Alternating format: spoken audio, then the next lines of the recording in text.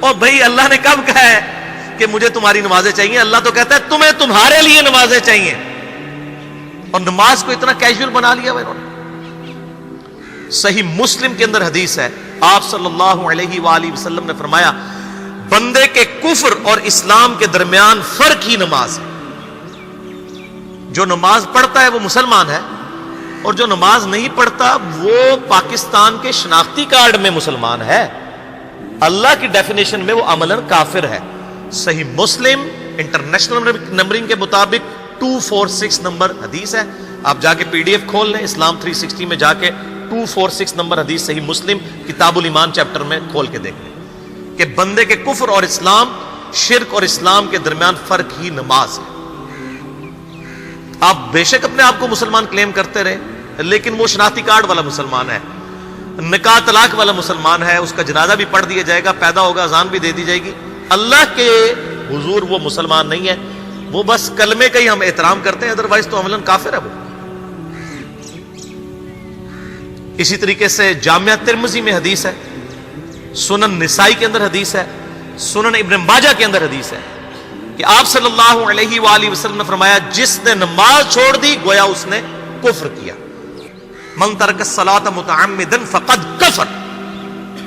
اب اس سے زیادہ اور کیا سخت بات کی جائے کہ کسی کو یقین آئے کہ جس نے جان بوجھ کے نماز چھوڑ دی اس نے کفر کیا۔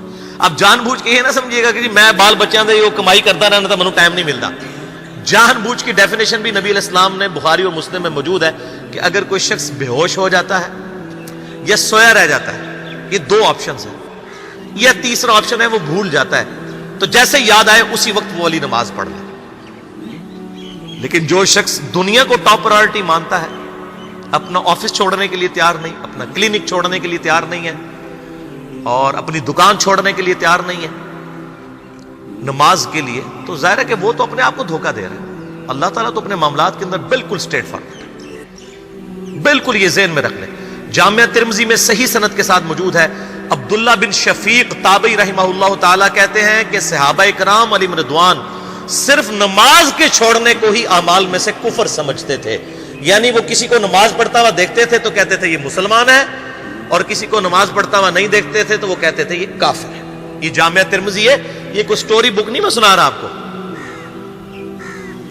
مسند احمد میں صحیح سند کے ساتھ حدیث ہے، نبی صلی اللہ علیہ وآلہ وسلم نے معاذ ابن جبل سے فرمایا معاذ اللہ کے ساتھ کسی کو شریک نہ ٹھہرانا، خواہ تمہارے ٹکڑے ٹکڑے کر دیے جائیں، تمہیں سولی پہ چڑھا دیا جائے، تمہیں آگ میں جلا دیا جائے، اللہ کے ساتھ کسی کو شریک نہ ٹھہرانا، اور معاذ نماز بھی نہ چھوڑنا، کیونکہ جس نے نماز چھوڑ دی اللہ تعالیٰ کے ذمہ کرم سے وہ نکل گیا، اللہ کے حضور اس کے لیے کوئی حصہ نہیں ہے جس نے نماز چھوڑ دی۔ کتنا کرٹیکل ایشو ہے۔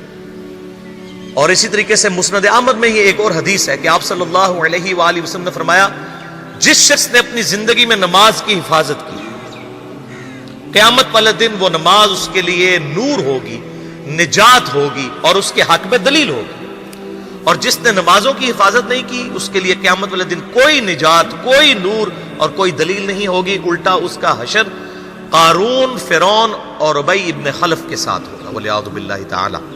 یہاں تو ہم کہہ دیتے ہیں یا اللہ جو کچھ بھی ہے تیرے محبوب کی امت سے ہے، یعنی اے اللہ ہم نے تو اپنی اصلاح کوئی نہیں کرنی، ہمیں اسی طریقے سے ہی قبول کر لیں، والعیاذ باللہ تعالی۔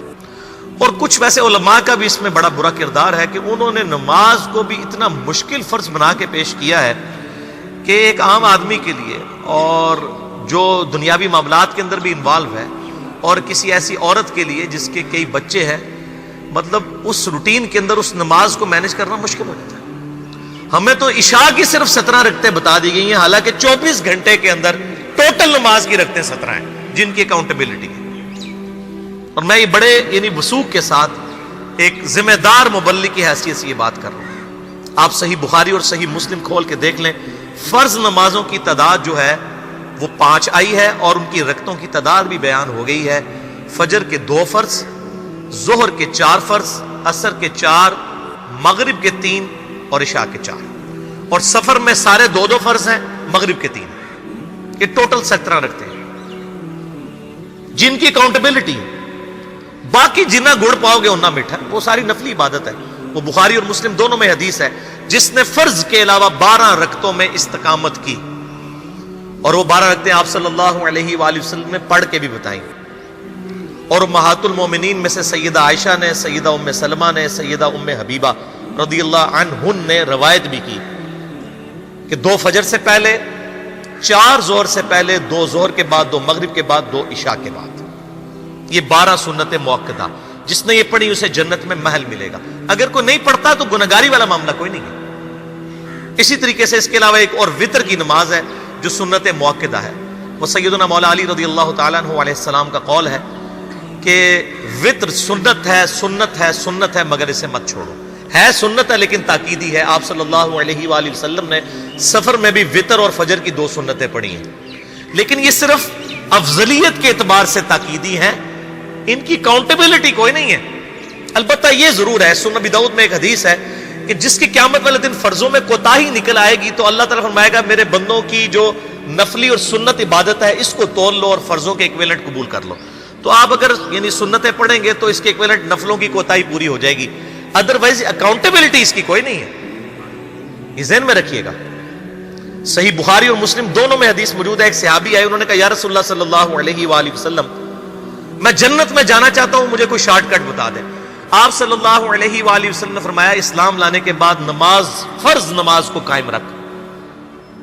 پھر فرمایا فرض زکوٰۃ ادا کر، فرض روزے دے، روزے جو ہیں وہ ان کو ادا کر اور روزے رکھ.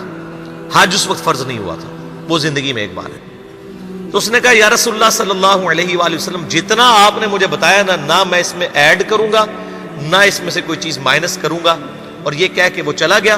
آپ صلی اللہ علیہ وآلہ وسلم نے فرمایا اگر کسی نے کسی جنتی شخص کو دیکھنا ہے تو اس کو دیکھ لو جو یہ کہہ کے گیا کہ میں فرض نماز سے زیادہ کوئی نماز نہیں پڑھوں گا، صرف فرض روزہ ہی رکھوں گا، فرض زکوٰۃ ہی دوں گا. اب روزہ اور زکوٰۃ میں تو ہمارے علماء کو اور عام پبلک کو بھی جو دیندار لوگ ہیں ان کو ہضم ہوتی ہے کہ کوئی شخص یہ نہیں کہتا کہ بھئی پیر اور جمعرات کا روزہ. صحیح مسلم میں حدیث ہے کہ آپ صلی اللہ علیہ وآلہ وسلم کے نفلی روزوں کی یہ روٹین تھی.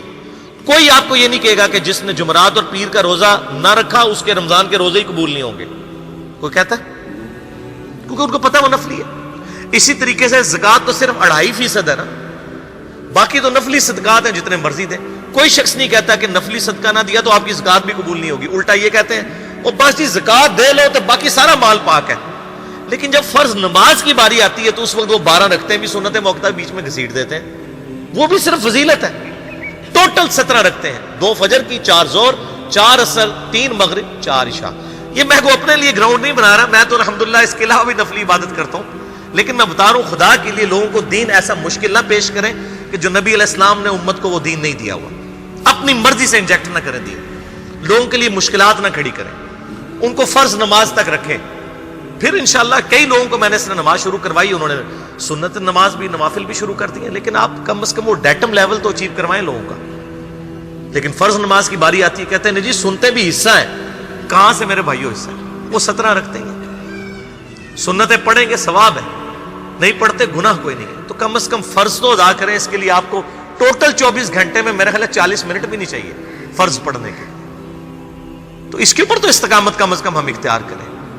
اور چھوٹی چھوٹی جو نٹی گٹیز ہیں ان کو تو ہم نے اتنا فالو کیا ہوا ہے، اور فرض نماز کے بارے میں ہم اتنے کیجول ہو جاتے ہیں. تو یہ فرض نماز کی امپورٹنس اس حوالے سے ضروری تھی، اس لیے میں نے ساتھ ہی بیان کر دی.